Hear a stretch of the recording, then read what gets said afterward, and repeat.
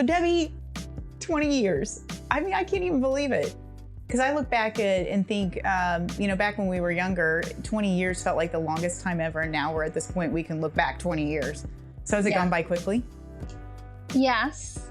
Yeah, I think so. I mean, it's crazy to think who I was when I walked through the doors 20 years ago. Yeah. Versus today, and how much has changed personally and with the company. You work with a lot of people, well, pretty much everybody, and in many different capacities. What's your favorite part of the job? I think just the fact that I do get to speak to every new employee.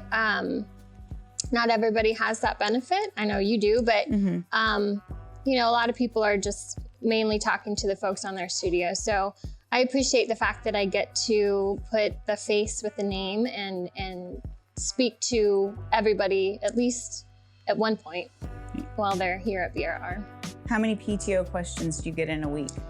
I put it in terms of a day, probably 5 a day. Yeah. If you were part of the BRR band, what instrument would you play? Or would you kick Adam out of the lead singer role? Oh, no, most definitely not. I wish I could sing. I think drums would be fun. Okay. Finish this statement. I remember when BRR hired their 100th employee. Who was it? I think it was John Frank. Oh. Do you know what employee number you are? No. Oh, okay. No, but I remember it was a big deal when we hired number 100. Did you guys recognize John in any way? Yeah, it was definitely recognized when we hired when the 100th employee started. What does BRR do best?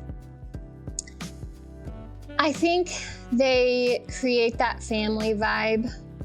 Even though we've grown so much, I feel like our connection to everyone is the same as it was when I remember that 100th employee starting to now when we're 300 employees. So just feeling like we can walk in and talk to any principal. There's never been any awkwardness or division between the owners and everyone else. Just feels like a family.